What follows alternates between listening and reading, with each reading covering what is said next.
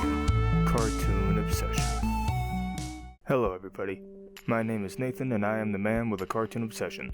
Before I go any further, I just want to let you guys know that I started writing the script for this review all the way back in 2015, so I'm glad that I'm finally putting this one out. Today I decided to do a cartoon show review, but I wanted it to be a bit of an obscure one, so I thought to myself, what's a cartoon that's fairly obscure, not too many have talked about, is fairly recent, but wasn't all that memorable.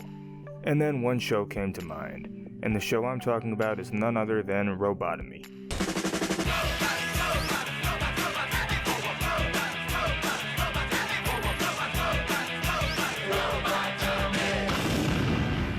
Robotomy was a show that aired on Cartoon Network from October 25th, 2010 to January 24th, 2011. The series only produced 10 episodes, and each episode was 11 minutes long. This series is shorter than Clone High, and it is also the shortest running original series on Cartoon Network. The show was created by Michael Buckley and Joe Deasy, and it was produced by World Leaders Entertainment, who are also known for their work on the Venture Brothers. And it was also co-executively produced by Christy Carrickas, co-creator of Super Jail and creator of Ball Masters 9009. Those are all shows that air on Adult Swim, Cartoon Network's nightly adult cartoon block, for those of you who are unaware. This kind of seems like a Danny Antonucci situation where he was known for creating adult shows and was dared he couldn't create a kid's show. As a result of that, Ed, Edd n Eddy was created. However, Ed, Edd n Eddy is the complete opposite of Robotomy because Ed, Edd n Eddy is Cartoon Network's longest running original series. Watching Robotomy though, you definitely get the feeling that it looks like an Adult Swim cartoon. And that was kind of the point. The show was described as Superbad meets Transformers meets WWE. I'm an avid watcher of both Transformers and WWE, and I know enough about Superbad to say this show does not meet that description. At least not in my opinion. Anyway, let's get to the actual point of the show. The show follows two teenage robots, Thrasher and Blastus. They live on the planet Insanus, which is full of rude and murderous robots. However, Thrasher and Blastus are not like a majority of the robots on their planet. Thrasher wants to get with a female robot who he has a crush on named Mamie, and Blastus just wants to be popular. These two are socially awkward guys who just want to make it through high school and make a name for themselves. That's very relatable for most high school students, unless you're like me and don't care whether you're popular or not and just let things go the way they're going. But to the average crowd, Thrasher and Blastus are relatable characters. They're your standard loser best friends who get picked on by the popular crowd, which brings me to a big note about Robotomy. The show is rather mean-spirited, but that also seems to be the point based on the type of world they're building. For example, it's a tradition of theirs to blow someone up in their fireworks display, and if a robot isn't deemed violent enough, they're sent on a rocket to the sun. To go into even more detail on that last one, those robots are put in a class called the Sunshine Group, and they're treated like mentally challenged children, so it's essentially the show's version of special education.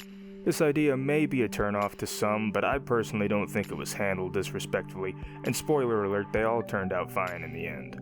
As a whole, the darker themes and tones of the show can be a turnoff for some people.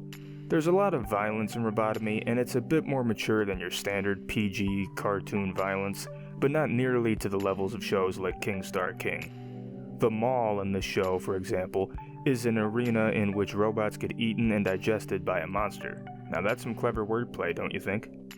This show also has a lot of mature humor.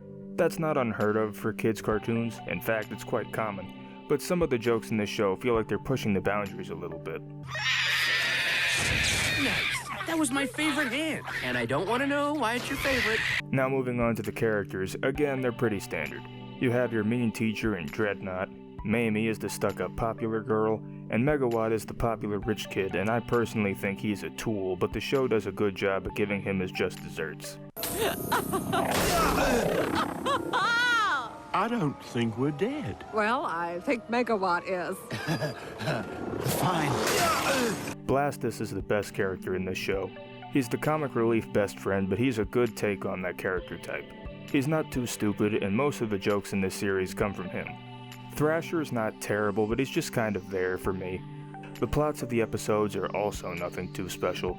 I already mentioned the one about sending the non-violent robots away, but there's also an episode about Thrasher and Blastus befriending a social networking website named Frenemy, the actual embodiment of the website, by the way, not the creator. And there's an episode in which they're going through puberty and have to pass a bunch of trials in order to become men.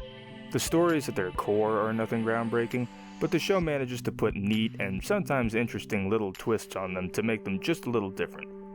Now, I did say earlier that I didn't think Robotomy was all that memorable, and you may be asking why that is. Well, in my opinion, this show felt out of place on the main Cartoon Network block. I feel like it would have been more at home on Adult Swim despite its PG rating.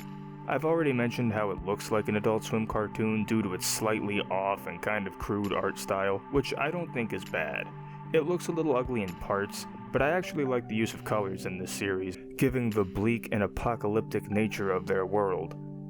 Anyway, the other reason I think it belonged on Adult Swim is because of its shock value. Adult Swim loves violence and humor that's done for shock value, and even though Robotomy doesn't do it to the same extremes as other cartoons, the foundation of that Adult Swim model is still present. Not to mention, if this show were on Adult Swim instead of Cartoon Network proper, I honestly think it may have lasted longer. Sure, it wouldn't have stood out from the other shows airing on the block on that time, or that would be airing on the block later in the decade, but they probably would have been able to get a couple more seasons out of it. On Cartoon Network, it did stand out. This show didn't look like any other cartoons at the time. Although, shortly after Robotomy ended, they were about to get a whole lot uglier. Now, as a whole, what do I think of Robotomy? It's not bad. I like the humor in the show, and I think it has an interesting concept and character designs. I also like the idea of the world they built in the show. Not a lot of children's or even teenagers' cartoons would be so bold as to make the world that the show takes place in be so mean, but also have it work. Don't get me wrong, it doesn't work all the time, but it could be a lot crueler than what it actually is. However, after I watched half of the episodes, the plots started to seem hollow to me, and the show was running together. I didn't care for a lot of the characters, even though the voice acting was solid. I also liked some of the guest voice actors they had on the show, like Gilbert Gottfried, Lewis Black, and even Lil Jon. However, good voice acting doesn't equal good characters. The show started to feel bland after only a few episodes, despite maybe a couple of standout moments in each episode. I think Robotomy's biggest problem is that it suffers from a disease I like to call wasted potential. It had a lot of things going for it, but they were never capitalized on, not by the team, and certainly not by the network. Cartoon Network never really acknowledged Robotomy after it was cancelled, except once when Blastus made a cameo appearance on the OKKO episode Crossover Nexus, which was pretty cool to see, to be honest. Overall, I give Robotomy a 65 out of 100. It's passable at the very least.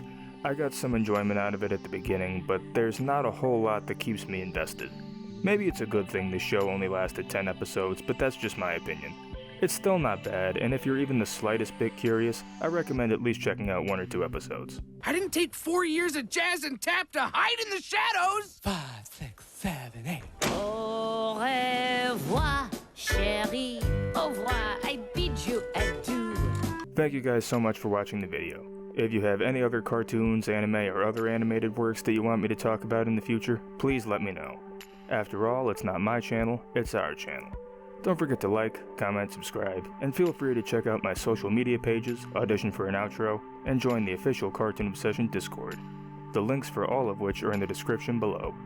Thanks again for watching, and I'll see you all next time. I'm Dr. Roxo, the rock and roll clown, and thank you for watching Cartoon Obsession, baby.